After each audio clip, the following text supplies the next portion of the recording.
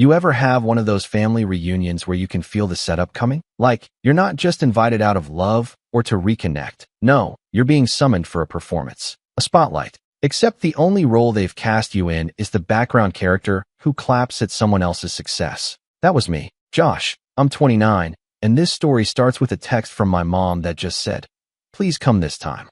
Everyone wants to see you." Right. I hadn't gone to a family gathering in 3 years. Not because I'm bitter or dramatic. Okay, maybe a little, but mostly because they never felt like family. Every single event felt like a comparison game. Who bought a house? Who got engaged? Who had a kid? Who got a new job? And every time, someone, usually my Aunt Diane, would toss in a comment about how I was still finding myself, like I was a lost sock or something. I kept my distance after a while. Built my own thing. Quietly. No Facebook posts, no updates, no drama. But this time, something in my mom's voice and in my curiosity made me say yes. I'd been building my company for the past 4 years. It started as a niche recruiting platform for engineers. Then we pivoted into building tools for enterprise hiring. 6 months ago, we got acquired. Clean exit. The kind that changes everything. But I kept that quiet. My name wasn't on the headlines, and I liked it that way. I wasn't flashy. I liked being underestimated. The reunion was set for Saturday. Same place as always. My uncle's obnoxiously large house with the circular driveway, 3 SUVs out front, and that weird iron eagle above the garage like he was running some kind of secret society. I pulled up in my Tesla. Not that anyone noticed or cared. They were too busy swarming Ryan. Let me tell you about cousin Ryan. He's 26. Blonde, big smile, varsity jacket energy. He's the golden boy. Straight A's in high school, business degree, summer internships at big firms. Your classic LinkedIn warrior. The family loved him. And apparently, today was his coronation. The second I walked in, Aunt Diane grabbed me by the wrist. Like, physically grabbed me. And went, "Josh. Oh my God, you're here. Come say hi to Ryan. He just got hired at Nexera." Nexera. I knew the name. A fintech startup that got a round of funding recently. Some flashy headlines, a big valuation, and, unbeknownst to Aunt Diane, one of the companies my firm now technically owned. Not directly, but under our new parent company's umbrella. I blinked. "Oh wow," I said, smiling. "That's exciting." She leaned in and whispered like we were sharing gossip, except her voice carried enough to be heard by the next zip code. "He's going to be a millionaire before he's 30. He's just so brilliant." Then came the kicker. "Unlike some people," she added, letting that last part dangle like a cheap insult she thought I wouldn't catch. I smiled again, not because I wasn't annoyed, but because this was the exact reason I came. Ryan was at the center of the backyard, surrounded by lawn chairs, lemonade, and admiration. He was talking about stock options like he discovered them himself. A small crowd of cousins and uncles nodded like disciples. "It's pre-IPO, so yeah, there's risk, but I'm not worried. We're scaling fast." The CEO knows me by name. I stood at the edge of the group, hands in my pockets, just observing. That's when Grandma asked the inevitable. "So Josh, honey, what are you up to these days?" The volume dipped. Not fully silent, but enough for me to feel a dozen heads tilt toward me like sunflowers chasing light. I considered giving my usual vague answer. "Oh, work's been good. Busy. But today felt different." I wasn't here to brag. I was here to remind them that I exist outside their expectations. "Not much," I said, sipping my drink. "I just signed Ryan's paycheck last week." Silence. Like, actual silence. I've never heard that many mouths close at once. Even Ryan blinked like he didn't understand what he'd heard. Aunt Diane's smile twitched. And that's when Grandpa, who's 82, hard of hearing, and usually half asleep, stood up from his lawn chair, leaned on his cane, and said, "Wait a damn minute." But before we get to what he said, let me rewind a little, because this moment wasn't just a witty comeback. It was 4 years in the making. And it started with a college dropout, a crappy apartment above a laundromat, and a family who thought I was wasting my life. See, when I left college at 21, everyone thought I'd lost my mind. My dad stopped talking to me for a month. My mom cried. Aunt Diane told everyone I'd probably end up delivering food or starting a band. I didn't care. I had an idea, and I wanted to build something. Not for clout. Not for applause. Just for me. But that decision cost me more than just their approval. And as I stood in that backyard, Watching their smug smiles fade into confusion, I remembered everything they said along the way. I remembered the birthday I wasn't invited to because they assumed I'd be too busy with my startup thing. I remembered the Thanksgiving where Ryan joked that I was technically unemployed, and everyone laughed, even my parents. I remembered every ignored text, every eye roll, every forced smile when I tried to explain what I was building and got nothing but blank stares. So no, my answer wasn't about flexing. It was about reclaiming space. And as Grandpa adjusted his hearing aid and looked around at the stunned crowd, I realized the best part hadn't even happened yet. Because they hadn't heard the full story.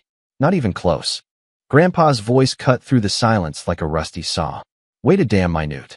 You signed his paycheck. He squinted over at me, then at Ryan. What does that even mean? All eyes turned to me again, and I could feel the weight of the moment pressing down on my chest like a sandbag. My hand tightened around my drink. I hadn't meant to say it out loud like that. It just slipped. But now that it was hanging in the air, there was no taking it back. Ryan gave a short, awkward laugh. Haha, right, Josh. That's a good one. He looked around, hoping someone would join in. No one did. I smiled gently. Yeah, small world, right? But I didn't offer more. Not yet. Let them stew. Aunt Diane recovered first. She stood up straighter, tugged down her cardigan, and gave me that tight, dismissive smile she always used when she was trying to reassert control. Well, I'm sure that's a fun joke, Josh. But Ryan worked really hard to get where he is. He beat out over 100 candidates for his position. I know, I replied. I remember seeing the list. Another silence. Grandpa sat back down slowly, mumbling something about needing stronger coffee. Cousin Emily raised an eyebrow. Uncle Frank just looked confused. And Ryan looked scared. I could have ended it there. Said nothing more, let the curiosity simmer and walk away. But part of me, some deep, wounded part, wanted more than that. Not revenge, exactly. Just balance. And balance was long overdue. When I was 22, I moved back in with my parents after burning through my savings. I was working 16-hour days trying to code the first prototype of my platform, barely sleeping, and delivering groceries at night just to cover my student loans. At one point, I remember eating plain rice for dinner for 6 days straight. You think I exaggerate, but no. I have photos. I used to joke with my one friend back then that if I ever made it, I'd buy myself a gold-plated rice cooker. But the worst part wasn't the struggle. It was the pity. Every dinner with my family felt like an intervention. My mom would say things like, maybe you should just apply for something stable for now. You can always do your little business later. My dad would stare at the TV and grunt. My sister, Claire, who was in med school at the time, would chime in with stories about her residency and how she had no time for distractions like that. The unspoken message was always the same. Josh is wasting his potential. Josh needs to grow up. The day of Claire's graduation party, I overheard my parents talking in the kitchen. My mom whispered, I just hope he doesn't embarrass us in front of everyone. I didn't even cry that time. I just left before the speeches started. I stopped showing up after that. I built in silence. Learned in silence. Grew in silence. Back in the backyard, the buzz had shifted. Ryan was still talking, trying to salvage the attention. Something about his manager inviting him to a private Slack channel. But people weren't listening as closely. The sparkle was gone. Now they were looking at me. For the first time in years, they wanted to hear me. But before I could say anything else, Aunt Diane struck again. You know what I think, Josh? She said, folding her arms. I think you're jealous. You came here to cause a scene. You've always hated when someone else gets the spotlight. That stung. Not because it was true, but because she said it so easily, so publicly, like I'd been some bitter parasite my whole life. No, I said calmly. I came here because Mom asked me to. And because I was hoping, naively, I guess, that maybe this year would be different. Then she laughed. Different how? We're just proud of Ryan. He earned it. You don't get to come in here after disappearing for years and act like you're above everyone. I'm not above anyone, I said. But I'm not beneath you either. That's when the gloves came off. Really? Because last I checked, you dropped out of college, lived off your parents, and couldn't even hold a real job. Ryan has a career. He's going places. And you? What have you even done that's worth clapping for? I could feel the back of my neck heating up. I looked at my mom. She was biting her lip, eyes darting between us. My dad just stared down at his plate. And then, just when I thought it couldn't get worse, Claire walked over. She must have caught the last few lines. Her face was unreadable. You know, she said quietly, it wouldn't kill you to be happy for someone else's success. And that was it. Not the words. The weight behind them. The realization that even after all these years, even after everything I'd built, they still saw me as the family disappointment. Not a self-made entrepreneur. Not the guy who turned a broke idea into a multi-million-dollar exit. Not the man who stayed up late learning how to pitch, how to hire, how to survive. Just the dropout. The pity case. The failure. I left. Didn't storm out. Didn't make a scene. Just walked back to my car and drove away. I didn't go home. I parked by the old high school field where I used to eat lunch alone after quitting soccer. I stared at the empty bleachers and thought about every moment that had led me here. Every comment. Every slight. Every backhanded compliment. I called my old mentor. He picked up on the second ring. Josh, he said, everything okay? I paused. I think I want to do something petty. He laughed. Define petty. I want to invite my entire family to dinner next weekend. And I want to book it at the most expensive restaurant in the city. And I want to pay for everything. But only after they sit through a presentation. He didn't hesitate. Do it. So I did. I waited a few days. Let the tension simmer. Then I messaged my mom, asking her to help me invite everyone to a dinner to celebrate something important. She didn't ask too many questions. Just said she was glad I was trying to reconnect. I booked out the private room at the most luxurious restaurant in the city. The kind with gold menus, valet parking, and a sommelier that makes you feel like wine is a religion. I pre-ordered everything. Steak, seafood, dessert, top-shelf drinks. Told them to spare no expense. Everyone RSVP'd yes. Of course they did. They thought it was about them. The night of the dinner, I wore a black suit and brought printed copies of something I'd been working on for a few days. It wasn't a presentation. It wasn't even flashy. It was a single page. A diagram. A breakdown of our company's organizational structure, before and after the acquisition. And there, in black and white, was Nexera, listed under our parent brand. With my name at the top, just beneath the CEO. I got to the restaurant early. Greeted each family member as they arrived. Smiled. Took photos. Listened to Aunt Diane talk about how Ryan had been handpicked for a new client project. Then, once everyone had their appetizers, I stood. I just want to say a few words, I began. But before I could, Ryan, poor, sweet Ryan, stood up and said, before you go, I just wanted to thank everyone for their support. This new job is a big deal for me, and I hope to make you all proud. Polite applause. I nodded. Thanks, Ryan. That's actually a great segue. I handed out the sheets. Watched them read. Watched their eyes widen. Watched Aunt Diane's mouth go slack. And then, I said the line I'd rehearsed in the mirror. You were right. Ryan is going places. And lucky for him, one of those places is under my supervision. Gasps. Forks dropped. And just as the silence threatened to swallow the room whole, Grandpa stood up. He didn't say a word at first. Just looked at me. Then looked at the page. Then at Ryan. Grandpa's hand trembled slightly as he set the paper down. His eyes stayed on me. Blue-gray, weathered with age, but still sharp in moments that mattered. The room was silent, almost reverent, like we'd all stepped into a church and nobody told the priest he could speak. He turned to Ryan, who had frozen with his champagne glass half lifted, and said slowly, You work for him? Ryan's throat bobbed. His eyes darted between me, his mom, the paper. No, I mean, not directly. He's not in my department. He doesn't, oversee me or anything. I didn't say a word. I didn't need to. The paper spoke for itself. My name was there. VP of Talent Infrastructure and Strategic Acquisitions. Under the new holding company's logo. Just beneath the executive board. Nexera was one of 5 acquisitions under our branch. I had signed Ryan's paycheck. He was technically 3 levels below me, 2 if you counted dotted line structure. I didn't flaunt it. I'd never even interacted with him on Slack. But the numbers didn't lie. I could have flagged his performance review if I wanted to. Approved, or declined, his bonus. I could have assigned his team to some obscure internal project just for fun. And every person in that room now knew it. Grandpa chuckled, then turned to Aunt Diane. Well, would you look at that? You were so busy puffing up the boy, you didn't see the man standing next to him. He looked back at me. I always knew you had fired Josh. The old man gave me a nod I hadn't seen since I was a kid trying to build model trains in his garage. Then he sat down and stabbed his steak with renewed enthusiasm. But the room hadn't caught up. Not yet. Claire was silent, looking down at the paper like it had betrayed her. My dad shifted uncomfortably, glancing at my mom like he needed permission to speak.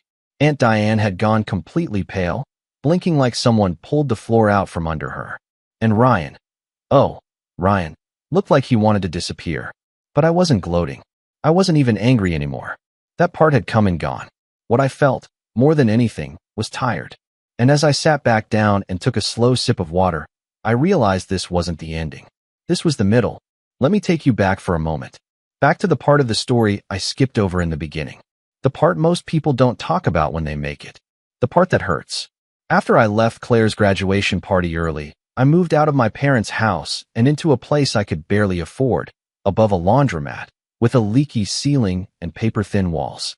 I worked nights delivering food and days building my startup, cobbling together code and clunky prototypes with tutorials and late-night forums. I had one friend, Jason, who believed in the idea, so he helped on weekends for free. The first version of the platform crashed constantly. The second was barely usable. The third started to work. We got our first paying user 14 months in. A small firm in Ohio. $99 a month. I cried when the Stripe notification hit. Not out of joy, but out of relief. I wasn't crazy. The night we hit $500 MRR, I bought 2 paper crowns from Burger King and made Jason wear one.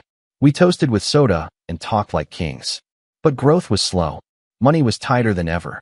Every dollar that came in went to hosting fees, UX improvements, customer support. I didn't pay myself for 26 months. My parents didn't know that. They assumed I was freeloading. My dad once asked if I'd ever contribute to society. I nodded and changed the subject. I didn't go to family gatherings. Didn't answer texts. I lived in that in-between place. Too broke to feel successful, too stubborn to quit. And then came my lowest point. Year 3. We lost our biggest client due to a feature bug. Our churn spiked.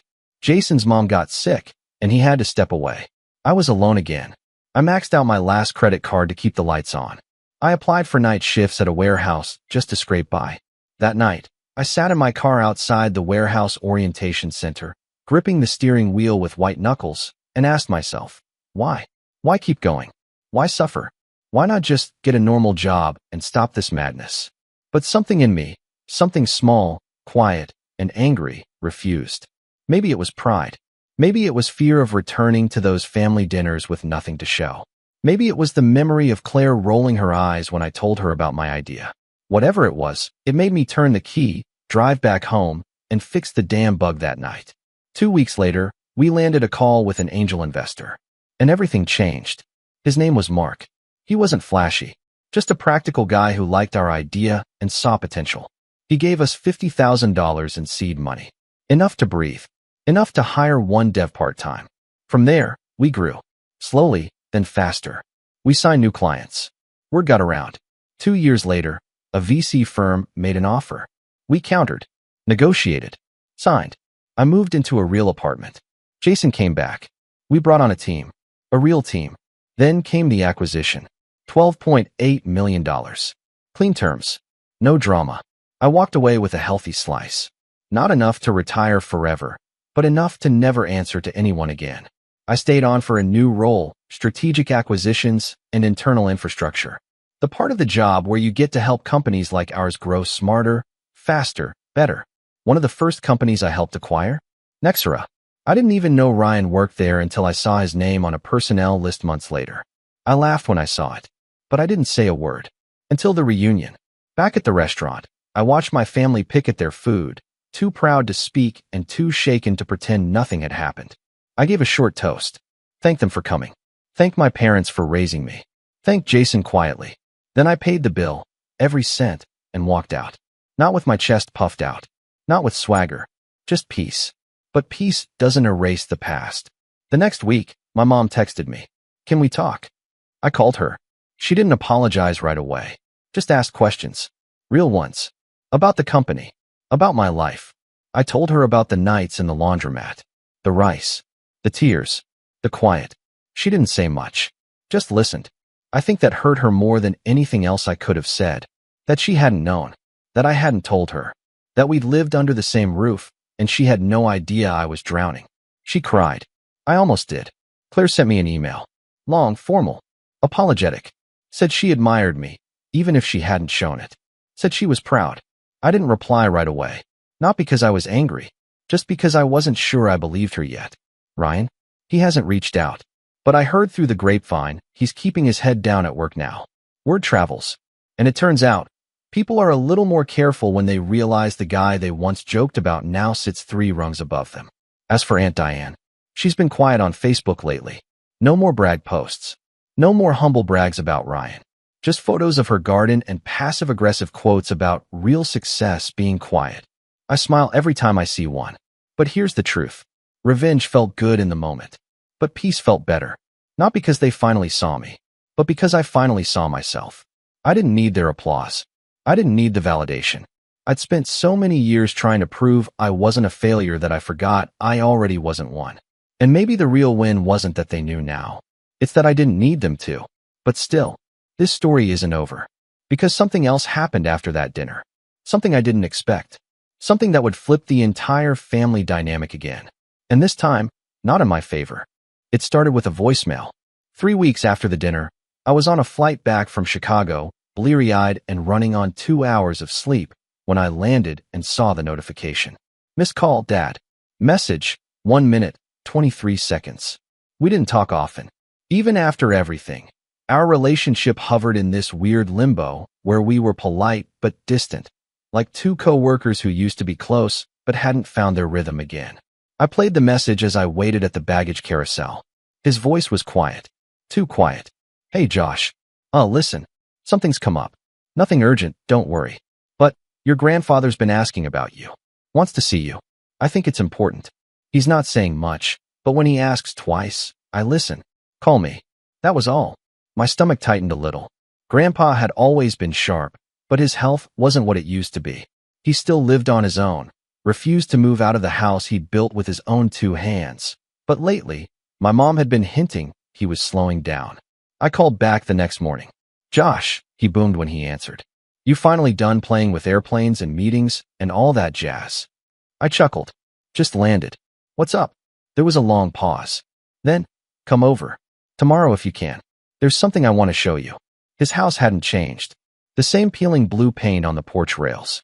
The same wind chimes that clinked in the soft breeze.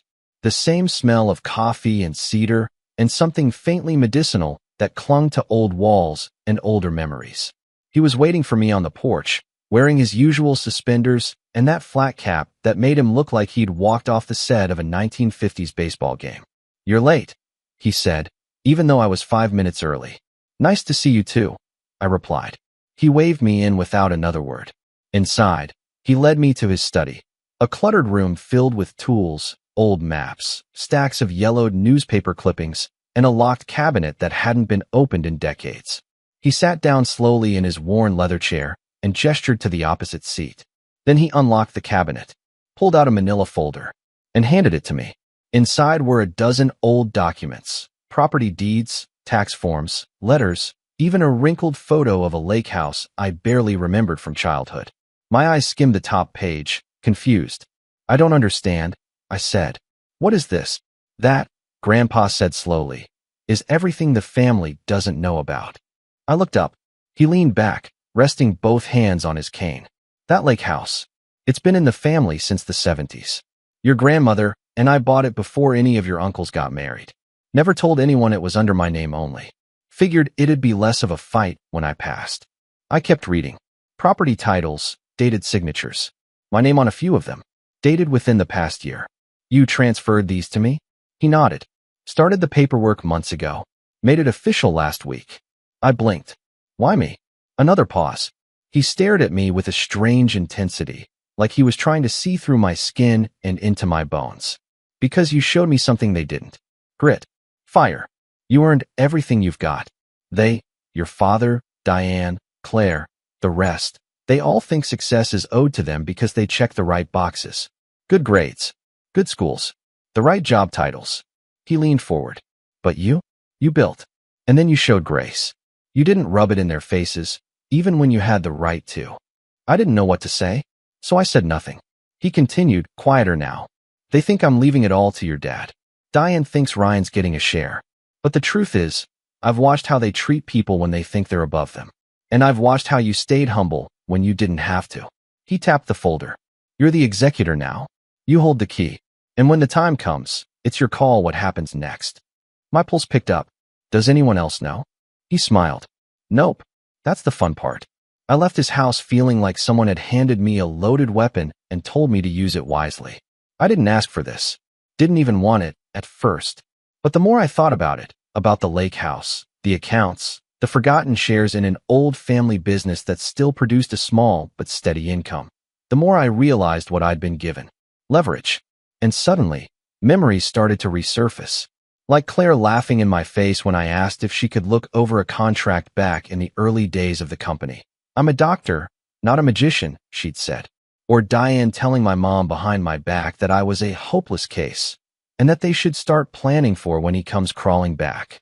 Or Ryan bragging at a wedding that some people think startups are a ticket to easy money but don't understand the real world. I remembered it all. And now? Now I held the strings. Over the next few weeks, I began to plan. Not out of spite, not out of revenge, but because I wanted clarity, and a little justice, and maybe, just maybe a spectacle. First, I called my lawyer. Had him review every document Grandpa gave me, confirmed the transfers, filed the quiet paperwork to complete a few lingering deeds, set up protections, watched as the legal authority shifted in my name, bit by bit. Then I checked the old business registry for a company called Pinegrove Utility LLC. The family forgot about it after it was sold off in the late 2000s. But someone had kept a minority stake. That someone was Grandpa. And that 7% stake? Now mine. And that 7% had a new buyer knocking at the door. $280,000. I signed the papers. Suddenly, I had liquid cash and legal control over 3 parcels of land, 1 cabin, and a family trust account Diane didn't even know existed. The irony? The entire family thought Grandpa was getting forgetful, that he needed help managing his affairs. They were already circling like vultures, assuming that when he passed, they'd divvy up the leftovers. They had no idea the will had already changed. They had no idea I was the executor. They had no idea I now held the passwords to every account he ever touched. I waited until Thanksgiving. This time, the dinner was at Diane's house. It was the usual circus, roast turkey, polite insults, performative laughter. Ryan was quieter than usual, kept his head down. I caught him glancing at me now and then, like he still wasn't sure if he was allowed to be mad or impressed. Claire had brought her new boyfriend, a surgeon. She introduced him 3 times, as if we hadn't heard her the first 2. And Diane? Diane was in full hostess mode. This turkey is from that specialty farm near the vineyard. Nothing frozen here, she bragged. And we only use ceramic knives now. Better for the environment. I smiled. Said nothing. Let her talk. Let them all talk. Then, as dessert was served, I clinked my glass. Hey everyone, I said, standing. Can I have just 5 minutes? They all turned. Even Grandpa looked up from his pumpkin pie. I pulled out a small, black folder. Laid it gently on the table. This, I said, is the updated deed to the lake house. Diane blinked. The lake house. It's in my name now, I said calmly. Grandpa transferred it last month, along with a few other assets. You could hear the blood drain from faces. Claire frowned. What are you talking about? I opened the folder to the notarized document, turned it around for everyone to see. Aunt Diane went stiff. That has to be a mistake. That property belongs to the family. To us. Grandpa cleared his throat. I am the family, he said, and I made my choice. I let that hang for a second before continuing. I'm not doing anything with it right now, but I will be restructuring a few things. Which means if anyone had plans to use the house next summer without permission, they might want to rethink that. Claire's boyfriend started to excuse himself. Ryan looked like he'd swallowed a spoon. Diane stood abruptly. This is insane. This is manipulation. You convinced an old man to sign over our family's property. No, Grandpa said firmly. I gave it to someone who earned it. But I also made him executor, Grandpa added. When I pass, Josh's final say. Over everything. The silence that followed was not like the dinner silence from before. This one was heavy, ugly, final. But I wasn't done yet. Because this wasn't just about land or money. This was about truth. and it was time to show them what truth looked like when it walked in the room with a folder and a plan. And that's when I dropped the final envelope on the table. Diane's name printed on the front. Inside, something she'd never seen coming. Something she should have remembered. A mistake she made years ago. And I had the receipts. But let's not get ahead of ourselves. Because when she opened that envelope, and her face changed, that's when everything truly started to unravel. Diane's fingers trembled as she slid the paper out of the envelope. She unfolded it with the caution of someone who already knew they were holding something dangerous. Her eyes scanned the page, moving faster as her breath caught. By the time she hit the signature at the bottom, her face had gone completely still, expressionless, but pale in a way that gave everything away. I didn't say a word. I wanted her to speak first. "Where did you get this?" she finally whispered, clutching the paper a little too tightly. "It was in one of Grandpa's old files," I said calmly, "with the rest of the trust documents." "You went through his private things?" she snapped, her voice rising an octave, desperate now. "You manipulated him. You must have. He would never give you this. You've always hated me." "Stop," Grandpa said, voice low but firm. "He didn't manipulate anything. I gave it to him." The room went silent again, but this time it was vibrating under the surface, like the air was waiting to crack. Claire leaned over to peek at the document in Diane's hands. "What is it?" I turned to Claire, slowly, almost theatrically. "A promissory note," I said, "signed by Aunt Diane 23 years ago, for a $37,000 loan that Grandpa gave her and Uncle Ron when they wanted to start that landscaping business. The one that failed after a year." Diane's eyes went wide. "He said it was a gift. We were family, and it was. He said not to worry about it." Grandpa shook his head. I said, "Don't worry about paying it yet. I never forgave that debt. I just waited. Waited to see if you'd bring it up. You never did." She was stammering now, rage and fear colliding behind her eyes. "That was 20 years ago. It's irrelevant now. And anyway, any lawyer would say the statute of limitations. It's not about suing you," I said, folding my hands neatly in my lap. "It's about family. About fairness. You've spent decades treating everyone like they were beneath you, bragging about your money, making jabs about people's careers, their choices. My mom, my dad, me. And the whole time, you never once thought about the help you got to get started." Claire spoke up, cautious now. "Okay, but that was a long time ago, Josh. Why bring this up now?" "Because," I said, turning to face the entire room, "this family has spent years rewarding arrogance and punishing humility. I watched all of you treat me like I was broken just because I didn't follow the same path you did. You mocked me for building something from scratch. You belittled me when I was at my lowest. You ignored me unless you needed something to gossip about. And now," I paused, let the tension rise. "Now, I'm the one holding the keys. To the property, to the accounts, to this family's legacy." Diane stood up. "You're just doing this for revenge. You always were jealous of Ryan, of Claire." I tilted my head. "You keep saying that word. Jealous. But let's be honest. What exactly is it you think I'm jealous of?" No one answered. So I kept going. "Claire's success? She earned that. I respect her. Even if she's cold sometimes, at least she works for what she has." Claire stiffened but didn't interrupt. "Ryan? I was never jealous of him. But you made sure the entire family believed I should be. Every dinner, every party. You made him the star and made me the cautionary tale. You created a narrative and fed it until it became gospel. Well, guess what? The story changed." Grandpa chuckled softly. I turned back to Diane. "You owe $37,000. I don't need the money, but I do want a statement. A signed letter acknowledging the loan, the terms, and that you misrepresented it as a gift to avoid repayment." She scoffed. "You're joking." I pulled out another sheet from the folder. "I've drafted it for you. You can't make me sign that." "No," I said. "But if you don't, I'll file it with Grandpa's full estate records. And then you'll be in violation of a promissory agreement under the terms of the updated trust, which gives me the right to legally bar you from inheritance distribution for failure to acknowledge debts to the trust originator." Diane's mouth opened, but no sound came out. Ryan looked like he was watching a live car crash and wasn't sure which side of the windshield he was on. Claire sat perfectly still, eyes locked on me, no longer angry, just curious. For once, really listening. I turned to the group. "And just so everyone's clear, this isn't about punishing her. It's about accountability. I was called a failure for years. I was left out of birthdays, mocked at reunions, judged for not being on the same timeline as everyone else. Now that I'm successful, you want me to pretend none of that happened? I shook my head. I won't. I'm not looking for applause, but I am looking for honesty. So here's how it's going to go. I looked each of them in the eye. 1. If you want access to the lake house, you come through me. 2. I will be revising the family trust rules. That includes limiting access to discretionary funds and implementing contribution-based equity for future use of any shared properties. 3. No more backroom deals. No more he said, she said. I'll be setting up quarterly reports for any shared assets. Full transparency. I looked at Claire. You're a doctor. You understand systems. If you want to help me manage this as co-executor, I'd welcome it. But not as a favor to me. As an act of atonement. She nodded slowly.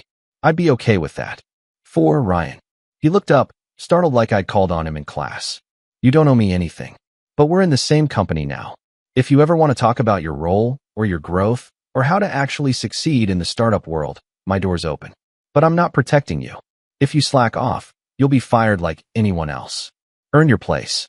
He nodded once, hesitant, but grateful. And 5, I said, turning back to Diane. You have until the end of the weekend to sign that letter, or your name is off the list. She stared at me, then slowly sat down. She didn't say another word for the rest of the night. The fallout wasn't immediate. It trickled in over the weeks that followed. First came the apology texts. From Claire. From my mom. Even from cousins who hadn't said 2 words to me in years. Everyone was suddenly reflective, suddenly interested in my journey, in learning more about what you went through. I responded when I could. Politely, but not always warmly. Some bridges, once burned, don't need rebuilding. Ryan started showing up to work earlier. I noticed his Slack activity. I noticed him asking smarter questions. He was trying, in his own way, to change. And I respected that. A month later, Claire invited me to a hospital fundraiser she was speaking at. I went. She introduced me as my brilliant brother who built something from scratch when none of us believed in him. It wasn't performative. It was real. That night we talked. Not about the past. About the future. We weren't best friends again. But we were finally walking the same direction. Diane. She signed the letter. Eventually. But she hasn't spoken to me since. I'm okay with that. She doesn't control the narrative anymore. As for me, I still run my division at the company. Still invest in small startups. Still live in the same apartment. Still drive the same Tesla. But I visit the lake house now. Fixed it up. I spend weekends there sometimes, alone or with people I actually care about. I built a fire pit out back. Put in a new dock. Planted trees. Peaceful. Quiet. No tension. No comparisons. No noise. Just me, the water, and the crackle of the fire. It's not about money. It never was. It's about knowing who you are when no one's clapping for you. And knowing who they are when the clapping stops. That's the real inheritance.